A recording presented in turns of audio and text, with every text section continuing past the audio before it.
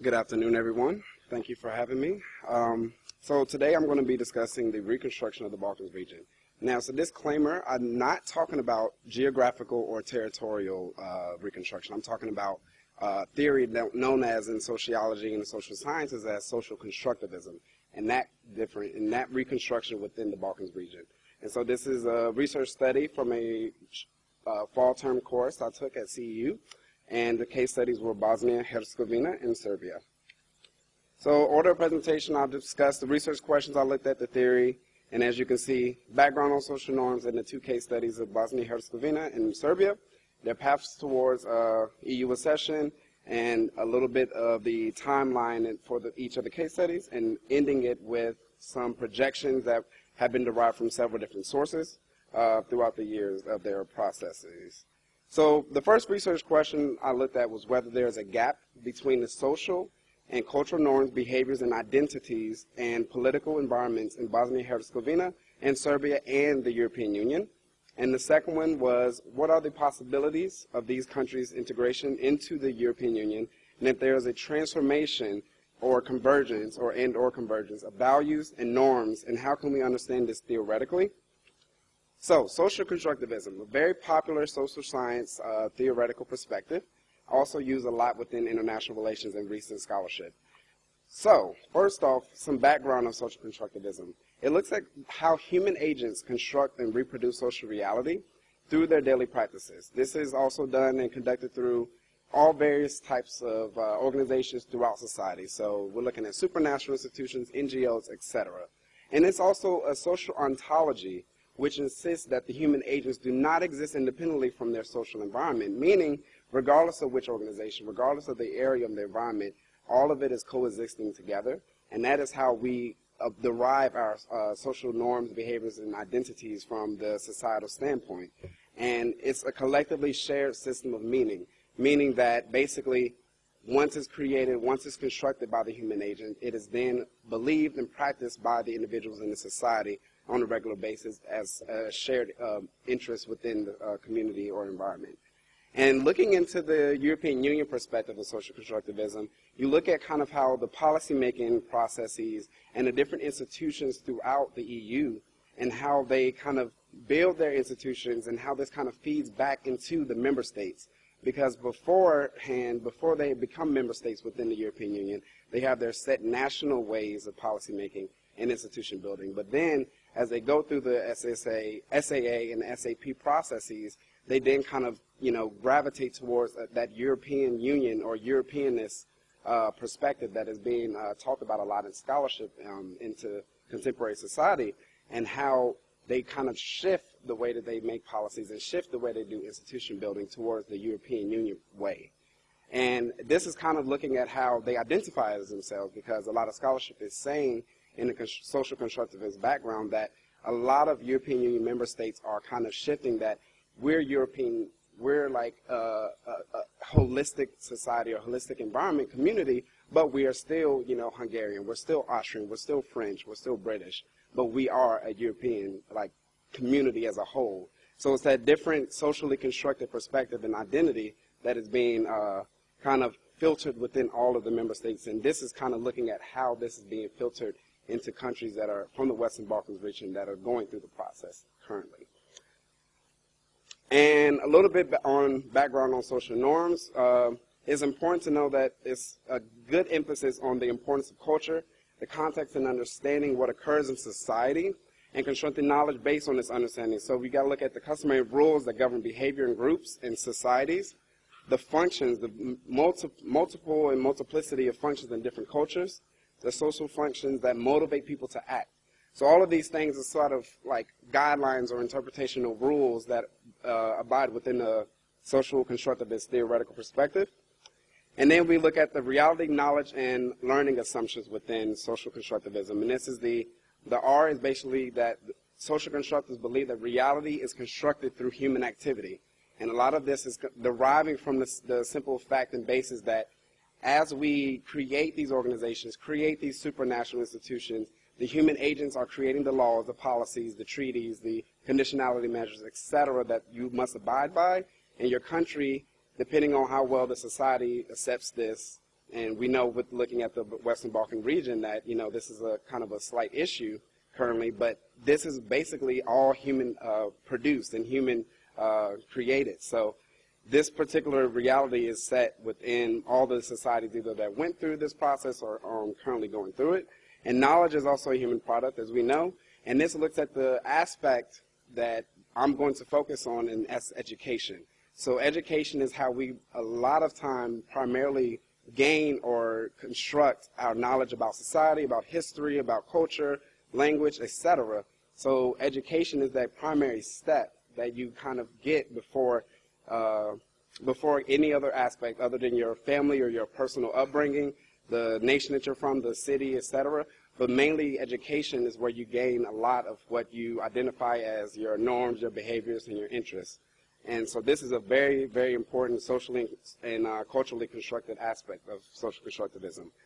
And also learning as a social process. And again, this is how a lot of social scientists look at the difference between education on the primary and secondary level, and then you leave out of your country, you go to a university or higher institute of higher learning in your country, and then all of what you learn is challenged.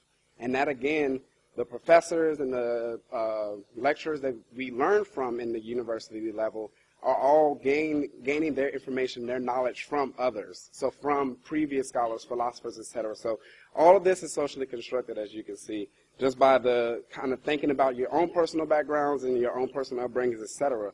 Basically, a lot of what we learn culturally and socially is all constructed by the human agent. And now, focusing on the case study. So for Bosnia and Herzegovina, I looked at kind of like post-Dayton Agreement time period and kind of what within the educational system and what within the youth and the young professionals are experiencing in that socially constructed behaviors and interests and identities, mainly from this process of the European Union and possible EU accession there.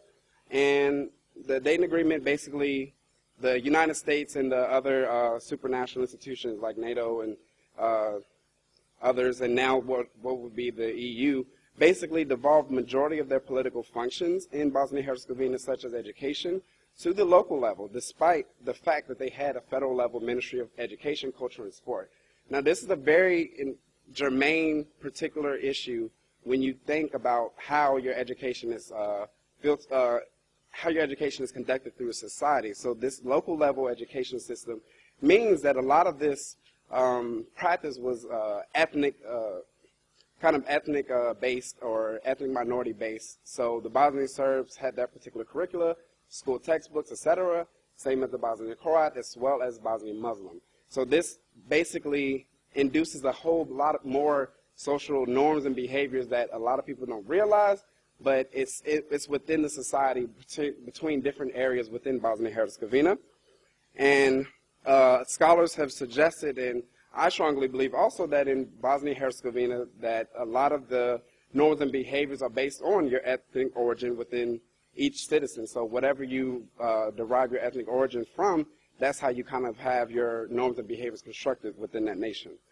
And so again, education is a primarily socially constructed function of learning from the social norms and behaviors. And again, in Bosnia and Herzegovina, ethnic-based school textbooks and ethnic-based curricula is educated within society, and it's still ongoing today in the contemporary sense.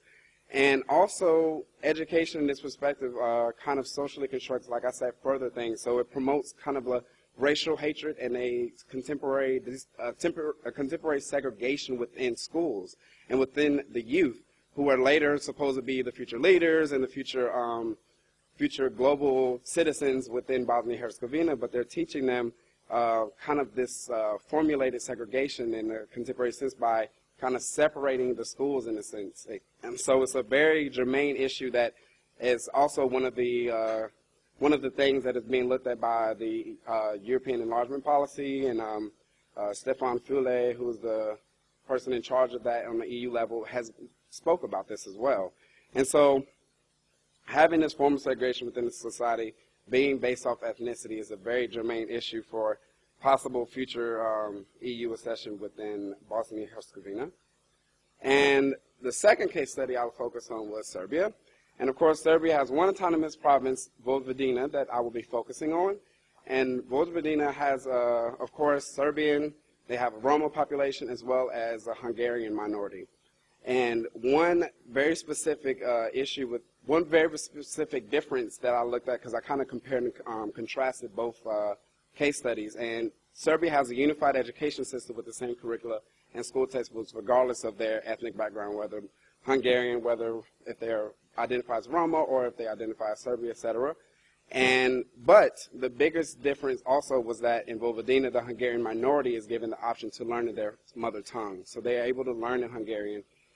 But this is the same curriculum in the same school textbooks, but just translated. And one last factor that Serbia really is very unique towards the society there is the path-dependent model. And this is basically a traditional socialist form of integration in which institutions were weak and huge levels of social energy has been concentrated around authority, facing elite leadership or nomenclature like gathering around the leader. And this is basically the formulated pre-war and formulated post-Yugoslavian war during the 90s. And it basically shows how strong that the national elite, the national leadership in politics, economics, trade, etc., has over the local entities within the particular Republic of Serbia. So basically, if, for instance, at a local level, you are trying to implement policy or trying to implement new programs and derive new kind of allocations for new policies and programs, you must then get a lot of approval beforehand from the national level, which, backlashes a lot of things and basically deadlocks a lot of processes and progress because of that simple system that is built within that path-dependent model. And so a lot of the times you see either a failed policy or a failed program and never any type of progression because the national government has not given approval or it's on the backlog of things within the national government. And so paths to the European Union, Stabilization Association Agreement, I won't go too much in depth because it's kind of been talked about a lot today, and a lot of us are probably very familiar with it. But just the kind of guidelines, each agreement is country specific. It creates free trade area between the EU and that specific country and identifies common political and economic objectives and encourages regional cooperation, which is a huge, huge issue within some Western Balkan nations currently and in their history. And so looking at the Stabilization Association Agreement process for both case studies, starting with Bosnia and Herzegovina, looking at some of their conditionality measures. Police reform is one of their hugest issues, as well as we'll talk about later is the constitutional reform. And police reform has been an issue because of the way that the federal government, well, mainly within Republika Srpska, has been controlling how the police forces within the local and then the different cantons within Bosnia and Herzegovina are ran. And so that is one of the major issues that a lot of the EU professionals and members within that worked with Bosnia and Herzegovina's government noticed that it was a very corrupt type of system. It needed a lot of changes, and a lot of the arrests were basically ethnic-based, and they had noticed a lot of discrepancies within reports, etc. So police reform is one. Of course, cooperation with International War Crimes Tribunal, and so war criminals that have been either they're Bosnian Serb and they have escaped or exiled to Serbia and are hidden somewhere, and the government is not cooperating with the tribunal to get them prosecuted and have a fair trial, etc. That is something that's also an issue within Bosnia and Herzegovina and Serbia, so those are kind of in the middle as a similarity. Public broadcasting is probably the one that they work the best on because they now have more of a public broadcasting system, although it's a little bit of stipulation that it's either Bosnian Serb ran or if it's all holistic inclusion of all minority groups in Bosnia. So they really haven't completely accomplished this conditionality measure, but it's one of the ones that has worked the best progress so far. And also public administration reform. Again, the local level versus the national level, and a lot of the control being by political leaders within Republika Srpska and the Bosnian Serb political majorities within the federal government, and how the almost 19 plus political parties and who has majority representation and who has minority representation, and how was that voting allocated? Another huge issue. And a lot of all the aforementioned measures involve the inability of the political consensus, and this has been talked about previously this morning. There's no consensus because of the multi-ethnic diversity of the political leadership. Being Bosnian Serb, Bosnian Croat, and Bosnian Muslim, having the clash and the political deadlock is a huge issue that is basically backlogging the process for European Union accession and the SAA processes for Bosnia. And for Serbia, the conditional measures is basically mainly dealing with the, like before spoken, the Belgrade and Pristina territorial issue, as well as like the recognition of Kosovo as an independent state, and also cooperation with police and justice mission in Kosovo, so EULEX. All those various issues mainly derive of why Serbia is in the back burner of getting their process completed. And I mean, even with recent talks in 2012 and one in this year, this week on Wednesday, there's still not of a huge progress, but it is a small victory in a sense, as was discussed earlier, that you kind of have to count your small victories or small glories when you have both Serbian president and Kosovo president meeting in the same room. And again, normalized ties with Kosovos in the recognition area, and war criminals. There are still war criminals being turned in, which is a great thing, but they're still trying to get all of them that they know, and they have a list within the tribunals for the former Yugoslavia. Okay. And for the projections, so Bosnia, one of the biggest things pointed out recently was their constitutional reform, basically talking about their laws, how they discriminate against the Jewish and Roma populations, because they can't run for political office. They cannot have a high office position within the government, and the European Court of Human Rights pointed this out as saying that there will be no way that you will get into the European Union or start your process unless this is changed because of such a discriminatory factor for a particular section of the population, and all the other aforementioned factors. And then, of course, lastly, with Serbia, the territory issue and also the lack of recognizing the authority of EULEX in the Kosovo Serb region in the north. That is all the time I have. I would be staying for question and answers, but I have a midterm to go take. So I'll be here throughout the rest of the conference, so feel free to find me, and I have cards that you can contact me for any further discussion or questions. Thank you very much.